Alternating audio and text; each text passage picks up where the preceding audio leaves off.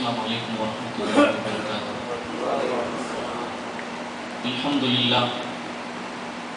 الحمدللہ وکفیٰ وسلام علی عبادہ الذین اصطفیٰ، اما بعد، قال اللہ تبارک وتعالی فی القرآن المجید والفرقان الحمید، اعوذ باللہ من الشیطان الرجیم، بسم اللہ الرحمن الرحیم، یا ایہا الذین آمنوا اتقوا اللہ وکونوا مع الصادقین۔ صدق اللہ مولانا العظیم وصدق رسولہ النبی الامین الکریم الرؤوف الرحیم، ونحن علی ذلک لمن الشاہدین والشاکرین والحمد للہ رب العالمین۔ ان اللہ وملائکتہ یصلون علی النبی یا ایہا الذین آمنوا صلوا علیہ وسلموا تسلیما۔ اللہم صل علی سیدنا محمد وفی الملأ الاعلی الی یوم الدین۔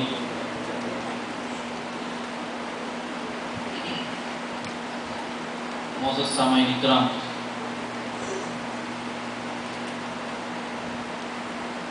آپ نے تفصیلی حضرت سید شاہ پیر طاہر علاء الدین الگیلانی البغدادی رضی اللہ عنہ کی حیات طیبہ کے واقعات اور ان کے احوال زندگی کو تفصیل کے ساتھ سماعت فرمایا، اور میں آج کی اس مبارک محفل میں شرکت کر کے اپنے آپ کو خوش نصیب سمجھتا ہوں کہ میں اللہ کی عظمت والے ولی کی زندگی پر روشنی ڈالنے کی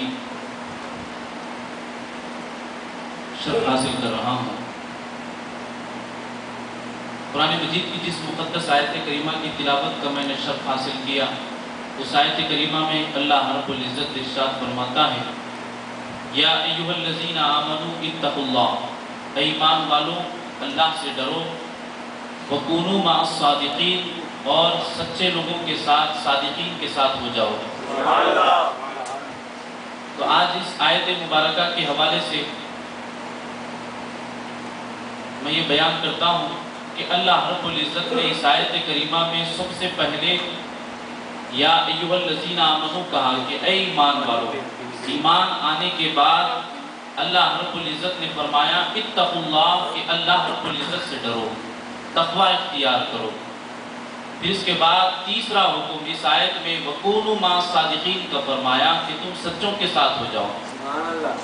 تو ان تینوں آیتوں کا ان ایک آیت کے 3 جز کا جو تعلق ہے وہ یہ مفسرین کرام بیان فرماتے ہیں کہ سب سے پہلے اللہ نے ایمان کا ذکر کیا کہ ایمان آنے کے بعد تمہیں خاموش بیٹھنا نہیں ہے۔ اللہ رب العزت ارشاد فرماتا ہے اتقوا اللہ، کہ اللہ سے ڈرو، تقوی و پرہیزگاری اختیار کرو۔ تو 2 چیزیں آنے کے بعد اللہ رب العزت نے آیت کو مکمل نہیں کیا، تیسرا حکم فرمایا وکونوا مع الصادقین، سچے لوگوں کے ساتھ ہو جاؤ۔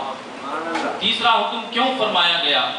مفسرین کرام بیان کرتے ہیں کہ ایمان کی سلامتی اور تقوی و پرہیزگاری کی سلامتی صادقین کی صحبت سے ہے، یعنی جو صادقین کے ساتھ ہو جاتا ہے اللہ رب العزت اس کے ایمان کو بھی سلامت رکھتا ہے اور ان کے تقوی و پرہیزگاری کو بھی سلامت رکھتا ہے۔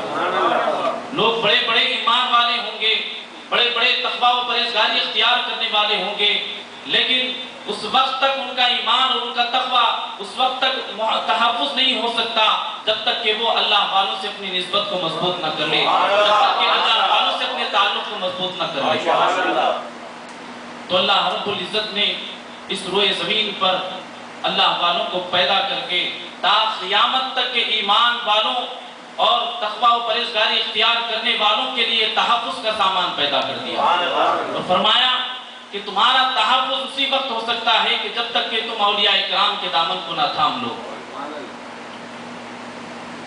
اور اللہ کے جو ولی ہوتے ہیں یقیناً وہ بڑی کمال والے، بڑی عظمت والے، بڑے شرف والے ہوتے ہیں کہ اللہ رب العزت انہیں اختیارات عطا کرتا ہے، اللہ رب العزت انہیں ایسے کمالات عطا کرتا ہے کہ حدیث شریف میں ہے کہ نبی کریم صلی اللہ علیہ وسلم ارشاد فرماتے ہیں کہ جب اللہ کا ولی اپنی زبان سے کوئی کلام کہہ دیتا ہے کوئی بات کہہ دیتا ہے تو خدا کی قسم اللہ رب العزت اس بات کی لاج رکھ لیتا، اللہ رب العزت اس بات کی لاج رکھ لیتا۔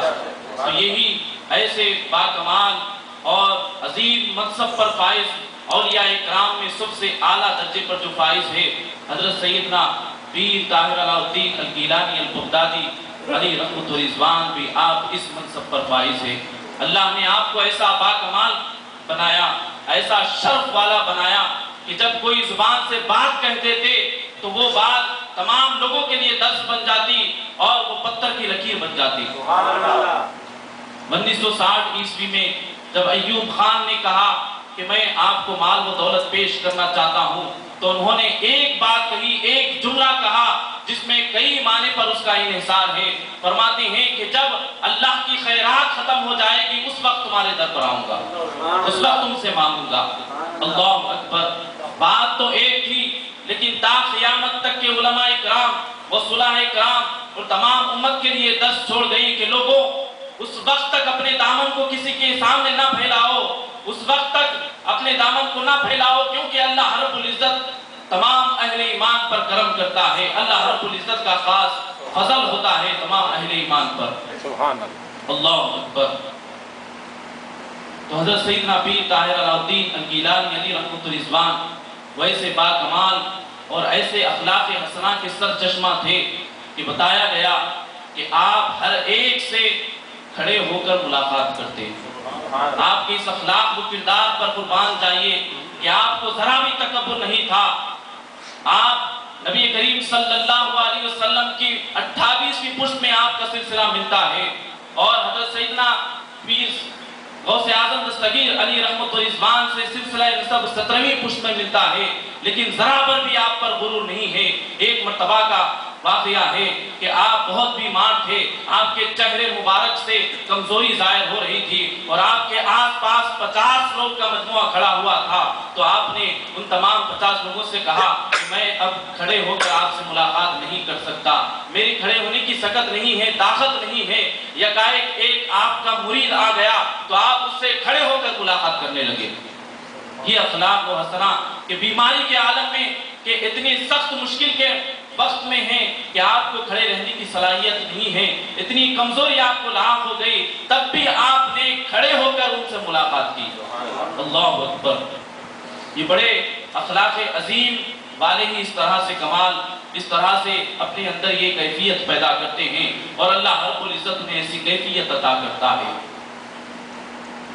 اور اللہ والوں کی یہ شان ہوتی ہے کہ اللہ رب العزت نے تقدیر کی 2 قسمیں بنائی ہے۔ ہر انسان کے لیے ایک تقدیر مبرم ہوتی ہے، ایک تقدیر معلق ہوتی ہے۔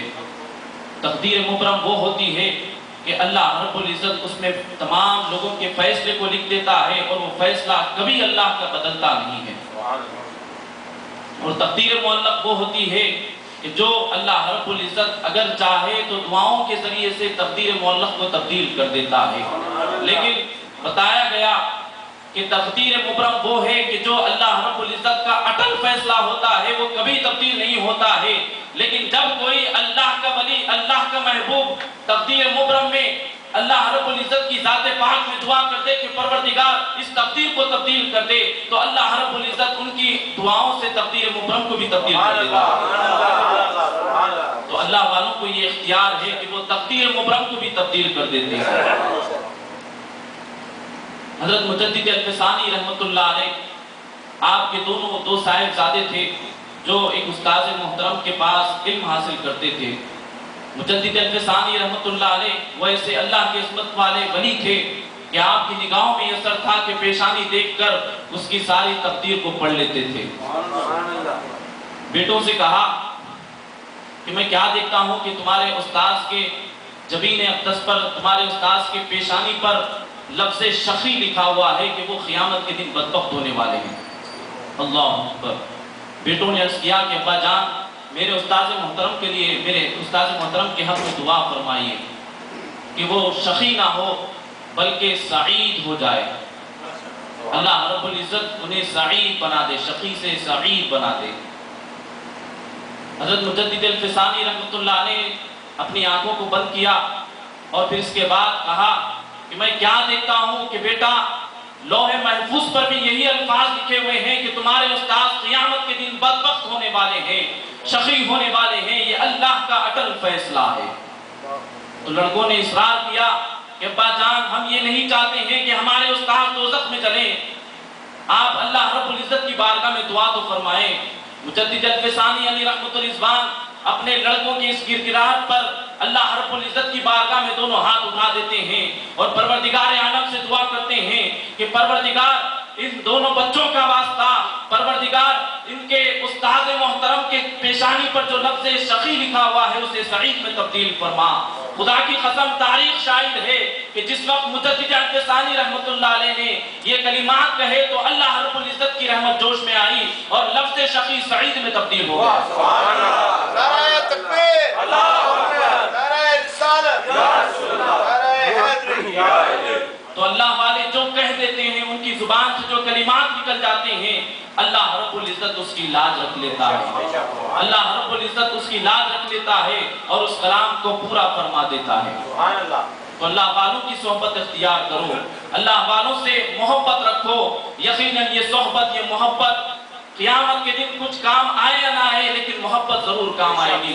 यकीनन इनका जिक्र जरूर काम आएगा, यकीनन इनसे उल्फत ये जरूर काम आएगी। नबी करीम सल्लल्लाहु अलैहि वसल्लम इरशाद फरमाते हैं, लौ अन्ना अब्दैनि तहाब्बा फिल्लाहि अज़्ज़ व जल वाहिदुन फिल मशरिक़ व आख़रू फिल मग़रिब लजमअ अल्लाहु बैनहुमा यौमल क़ियामा यक़ूलु लज़ी कुन्तु तुहिब्बुहु। हज़रत अबू हुरैरा रज़ियल्लाहु तआला अन्हु से रिवायत है, फरमाते हैं कि नबी करीम सल्लल्लाहु अलैहि वसल्लम ने इरशाद फरमाया कि दो बंदे आपस में मोहब्बत रखते हैं और ये मोहब्बत अल्लाह रब्बुल इज़्ज़त की रज़ामंदी के लिए होती है।